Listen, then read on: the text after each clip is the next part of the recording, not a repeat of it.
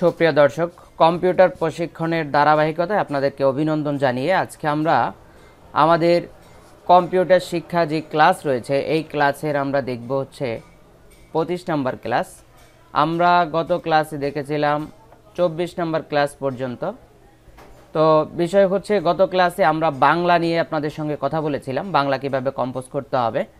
তো বাংলা কম্পোজের যেই বিষয়টা আমরা আলোচনা করেছি সেখানে স্বরবর্ণগুলো আপনাদেরকে আমরা প্র্যাকটিক্যালি দেখিয়েছিলাম কিভাবে স্বরবর্ণগুলো লিখতে হবে। তো স্বরবর্ণগুলো লেখার পরে আমাদের রয়েছে ব্যঞ্জন বর্ণ। তো আপনাদের মনে হতে পারে যে এই বয়সে আসার পরেও আমরা কেন স্বরবর্ণ ব্যঞ্জন বর্ণ লিখব। যেহেতু বয়সটা বেশি, সময়টা কাল থেকে অকাল হয়েছে, সেজন্য আপনাদেরকে স্বরবর্ণ এবং ব্যঞ্জন বর্ণ লিখতেই হবে, এর মধ্যে কোনো ভুল নেই। তবে শিক্ষার ক্ষেত্রে আপনাকে যেই কোনো অবস্থানে যেই কোনো পরিস্থিতি স্বীকার করতে হবে। সেক্ষেত্রে আমরা আজকে চলে যাব আমাদের কম্পিউটার স্ক্রিনে যে আমরা আমাদের ব্যঞ্জন বর্ণগুলো সম্পূর্ণ দেখব।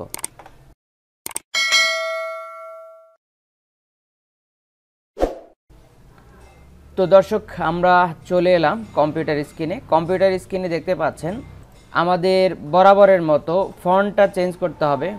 ফন্ট চেঞ্জ করার ক্ষেত্রে আমাদেরকে প্রথমে ধরতে হবে সুতনি এমজে। আমরা জাস্ট এইখানে অর্থাৎ টাইটেল বারে যেখানে ফন্ট নেম দেওয়া হয় সেখানে আমরা ক্লিক করে এখানে সুতনি এমজে লিখে দিব।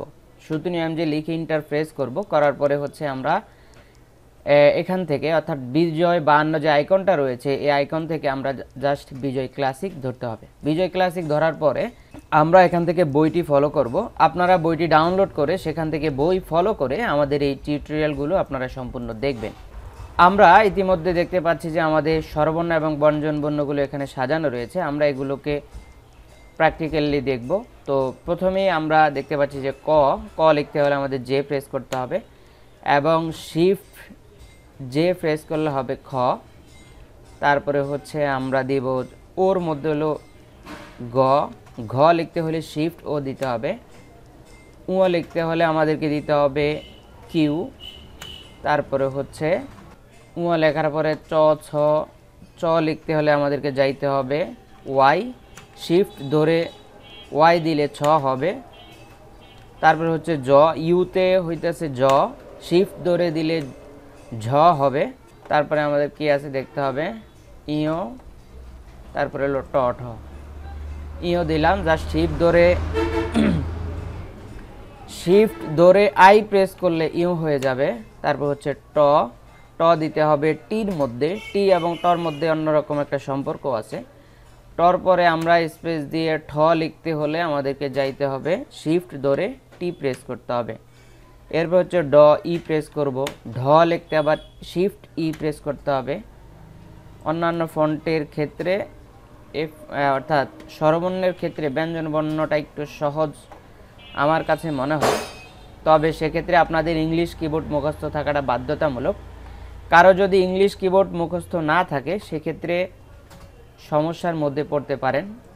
আগে আমরা আমাদের টিউটোরিয়ালের মধ্যে 1 থেকে শুরু করে প্রত্যেকটা ক্লাস আমরা দেখিয়েছি ইংলিশের উপরে, এবং বর্তমানে 24 নম্বর ক্লাসে আমরা 25 নম্বর ক্লাসে আমরা দেখাচ্ছি বাংলা কম্পোজ করা। বাংলা কম্পোজটা পরে দেখানোর মূল কারণ হইতেছে যাতে সহজে আপনারা কম্পোজগুলো করতে পারেন।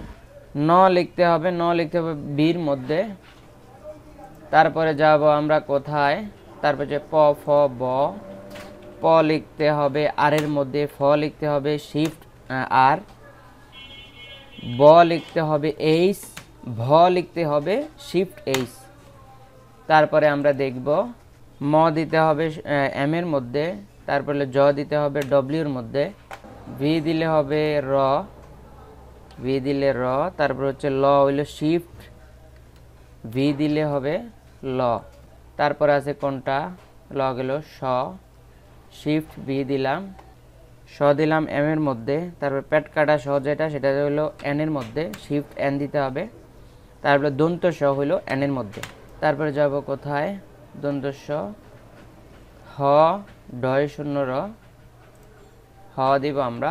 হইতেছে আইর মধ্যে। ডয় শূন্য র হইল পির মধ্যে হলো ঢয় শূন্য র, ঢয়ের নিচে বিন্দু দিয়ে দিবে হইলো ঢয় শূন্য র, সেটা হইলো পির মধ্যে শিফট পি দিলে হবে। তারপরে হলো আমরা যাব অন্তঃস্থীয়তে যাব, অন্তঃস্থীয় গেলাম, অন্তঃস্থীয় হইতেছে ডব্লিউ, শিফট ডব্লিউর মধ্যে খণ্ডত দিবেন হলো আপনার ইন্টারের পাশে একটি অপশন দেওয়া আছে খণ্ডত, তারপরে হলো অনুস্বর দিতে হবে, অনুস্বর দিব আমরা, অনুস্বর দিব শিফট ধরে কিউ, বিসর্গ হইল খণ্ডতর উপরে চন্দ্রবিন্দু, চন্দ্রবিন্দু হইতেছে 7 মধ্যে। তো এটা হইল আমাদের বাংলা কম্পোজের একটা ধারাবাহিকতা, মানে হচ্ছে আমরা স্বরবর্ণ এবং ব্যঞ্জনবর্ণ দুইটাই আপনাদেরকে দেখালাম। তো স্বরবর্ণ ব্যঞ্জনবর্ণ দেখার পরে আমরা এখান থেকে আকার রসিকার যেগুলো আছে কারগুলো দেখব। কারগুলো দেখার জন্য আমাদেরকে যে কোনো একটি বর্ণ ব্যবহার করতে হবে। আমরা এটাকে একটু পাশে রাখলাম, এটাকে একটু জুম আউট করলাম, জুম আউট কইরা এখান থেকে দেখব আর লিখব। পাশে দেখলাম। আকার দিতে হলে আপনি দিতে হবে এফ, রসিকার দিতে হলে আগেই দিতে হবে, তারপরে হলো দীর্ঘ ইকার দিতে হলে আগে অক্ষর উঠাইতে হবে, ক উঠানোর পরে, তারপরে রসিকার দীর্ঘ হইল ডির মধ্যে, রস্যই দীর্ঘটি দুটোই ডির মধ্যে, তারপরে হইল রসিকার হইতেছে রসিকার হইতেছে এস এর মধ্যে, তারপরে দীর্ঘ ইকার হইতেছে এস এর মধ্যে শিফট ধরে দিতে হবে, তারপরে হইতেছে দীর্ঘ, তারপর হচ্ছে রি, এটা হইতেছে এর মধ্যে, তারপরে হইল হসন্ত, হসন্ত হইল জির মধ্যে, একার, একার দিতে হবে, একার হইতেছে সির মধ্যে, তারপর হলো ওইকার, ওইকার হইল হইতেছে শিফট সি, শিফট সির মধ্যে গেলাম, তারপরে হলো আকার ওকার, আকার ওকার হলো সির মধ্যে একার আর হচ্ছে এফ এর মধ্যে আকার। আগে আমাদের একার উঠাইতে হবে, তারপরে বর্ণ, এরপরে হচ্ছে আকার, তারপর ঔকার, আমরা ঔকার দিব, ক লিখব, প্রথমে একার দিব সি দিয়ে বর্ণ দিলাম, তারপরে হলো এক্স এর মধ্যে হচ্ছে ঔকার দিলাম,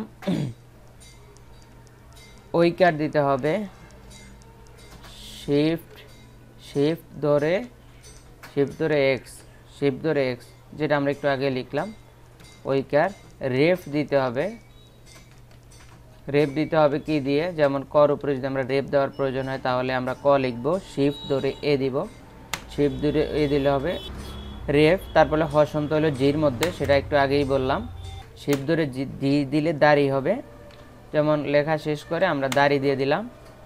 তারপর হলো রফলা, রফলা আমরা পাবো কোথায়, কন নিচে আমরা রফলা দিব, রফলা হইতেছে জেটের মধ্যে, কিছু ধরা লাগবে না, জাস্ট জেটের মধ্যে চাপ দিলে রফলা হয়ে যাবে। তারপর হলো জফলা, পর সাথে আমরা জফলা দিলে শিফট ধরে জেট দিতে হবে, শিফট ধরে জেট দিলে আমাদের কিন্তু রফলা হয়ে যাবে। তো দর্শক, ইতিমধ্যে আমরা আমাদের এই 25 নম্বর যে ক্লাস, এই ক্লাসটি বেশি একটা লং আমরা করলাম না, কারণ হইতেছে এখানে যেই শব্দগুলো রয়েছে, যেই বর্ণগুলো আপনারা তুললেন, সেগুলো কিন্তু প্রচুর পরিমাণে প্র্যাকটিস করতে হবে। এটা হচ্ছে প্র্যাকটিসের কাজ। আপনারা এই প্র্যাকটিসগুলো যদি নিয়মিত করেন তাহলে দেখা যাবে আপনাদের কোনো ট্রেনিং সেন্টারে ট্রেনিংয়ের জন্য যেতে হবে না। আপনারা যদি সার্টিফিকেট নিতে চান গভর্নমেন্ট এবং নন গভর্নমেন্ট, সেক্ষেত্রে আমাদের পরীক্ষায় অ্যাটেন্ড করলে আপনারা সার্টিফিকেট পেয়ে যাবেন খুব দ্রুত। তো যারা ইতিমধ্যে আমাদের চ্যানেল সাবস্ক্রাইব করে আমাদের সঙ্গে কন্টিনিউ করছেন, আপনাদেরকে ভালোবাসা জানিয়ে আজকের মতো ক্লাস এখানেই বিদায় নিচ্ছি। আল্লাহ হাফেজ।